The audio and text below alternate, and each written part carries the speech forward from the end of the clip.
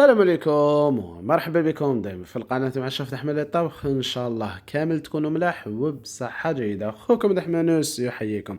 راني عاودت وليت لكم باش نحط لكم الوصفات اللي يفرحوكم بعد ما دخل العام جديد.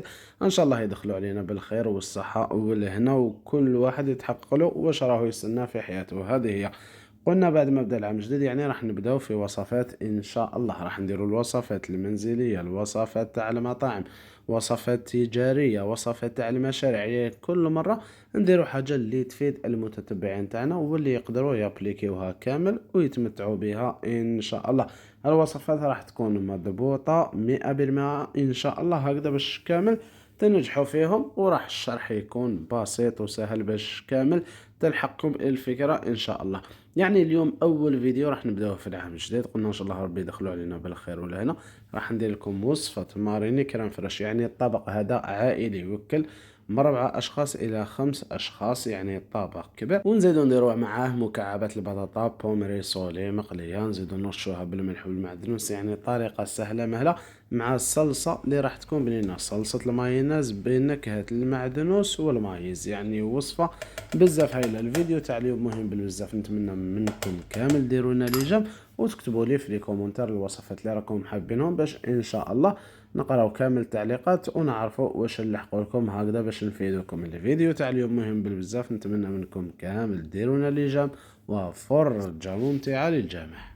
بسم الله على بركة الله. كيما راكم تشوفوا هنا نتعرفوا على مقادير. اول حاجه الوصفه تاع الماريني كريم فريش، تتبعوا معايا مليح وتتبعوا الطريقه.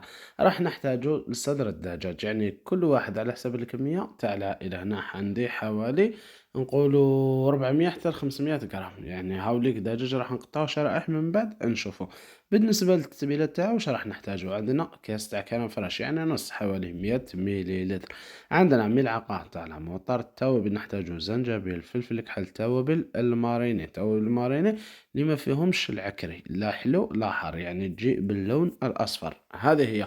راح نحتاجو حوالي ملعقة تاع الملح صغيرة، وعندنا كمية تاع الزيت. هذه هي الطريقة سهلة مهلة. أول حاجة راح نجيبو ليان تاعنا، نحطو هذيك لاموطارد، نزيدو نضيفو التوابل، قلنا فلفل كحل زنجبيل وتوابل الماريني اللي ما فيهمش الفلفل العكري، لا حلو لا حار، يعني يجو باللون الأبيض ماشي ماريني روج. هذه هي. نحطوهم كامل، نزيدو نضيف عليهم لا كريم فريش ونخلطوهم هما الأولين، يعني التتبيلة مهم تتحضر بهذه الطريقة. هنا راح نخلطوه كامل هكذا خفيف ظريف. كيما راكم تشوفوا التتبيله تاعنا راها واجده. نجو نقطعوا شرائح الدجاج، راح نجيبوا الصدر تاعنا كيما راهو خشن، نجيبوا الموس تاعنا ونبداو نقطعوا فيه، يعني يجوا الشرائح الرقاق. تقدروا تخدموا بهم الماريني، تقدروا ديروا بهم الشاورما والتتبيله تاع الشاورما. هذه هي. اذا حبيتوا تاع الشاورما ان شاء الله ندير لكم فيديو عليها. هذه هي. هنا راح نروحوا مع البولي كامل نقطعوا هكذا شرائح رقيق ونعاود نولي لكم. الدجاج تاعنا راهو واجد، بعد ما قطعناه كامل دوكا نرفدوه نحطوه كامل في التتبيله ونبداو نخلطوه باش التتبيله تشرب لنا كامل هذاك الدجاج، يعني طريقه سهله مهله. دوكا واش راح نديرو؟ كيما راهي نخلوه يرتاح، قد ما يرتاح قد ما البنه راح تكون مضمونه والبولي يزيد يطرى ويكون بطريقه جيده. وهنا كيما راكم تشوفون نجو نحضروا البطاطا تاعنا اللي راح نقطعوها مكعبات. بعد ما قشرنا البطاطا تاعنا وغسلناها نجيبو السكين ولا الشاخوره كيما راكم تشوفوا. هنا نقطعوا حبيبات على البطاطا على 3 ونزيدو نقسموها على 2، بعد نقطعوها مربعات يعني تجي ما شاء الله. راح نديرو بومريسولي طريقه بزاف هايله. نقطع كامل حبيبات كيما راكم تشوفوا، وراح نوجدوا المقله تاعنا اللي نطيبوا فيها، نحطوا فيها الزيت نخلوه يسخن، نرموا البطاطا تاعنا حتى نطيبوا تاخذ احمرار شباب كيما راكم تشوفوا. هنا نحطوها في الليل. اول حاجه نديروا لها رشه تاع الملح قيس ما تكفي هذيك الكميه، نزيدوا لها المعدنوس بعد ما كنتو غسلتو اشيتو بيا ونخلطوهم جيدا. يعني هذه تتوانم بزاف مع الروتي مع الماريني مع الروتي تاع اللحم، يعني تجي ما شاء الله، خاصه الا شربتوها بالجد روتي، يعني بنه على بنه. واللي يحب يسطيها في المقلاة يقدر يزيد يسطيها في المقلاة، يحط زبدة تسخن هي الأولى، شوية تاع الثوم، فلفل كحل ملح توم. هنا راح ندرسو الصحن تاعنا وندوزو للماريني نوجدوه. اول حاجه راح نجيبو المقله تاعنا نحطو فيها قطعه تاع الزبده ونزيدو نحطوها الزيت، يعني ميلونج تاع اليدام راح يعطي لكم بنه ما شاء الله. نشوفو الزيت تاعنا سخن مع هذيك الزبده، راح نجيبو الماريني كيران فريش تاعنا ونحطوه كامل هكذا كيما راكم تشوفوا. بالنسبه للاصدقاء اللي يخدموا في المحلات عندهم البلاكات توجور يعني تيدموها وتخلوا الزيت تاعكم يسخن مليح، بلاكات سخن طيبوا البولي تاعكم يعني يعطيكم طياب ما شاء الله واحمرار الشباب. هنا راح نخلو الماريني تاعنا يطيب خفيف ظريف ونعاود نولي. وهنا بعد ما خلينا الماريني تاعنا يعني طاب حتى يتحمر ما شاء الله، تخلو الطياب البنة راهي تطلع ما شاء الله. البولي تاعكم يجي محمر والطري مشمخ، يعني ما عندي ما نقول لك. تتبعوا هذه الطرقات وانتم اللي ترجعوا لي آراءكم في التعليقات ان شاء الله. البولي تاعنا راهو طيب، نروحو ندرسيو الصحن تاعنا على بركة الله.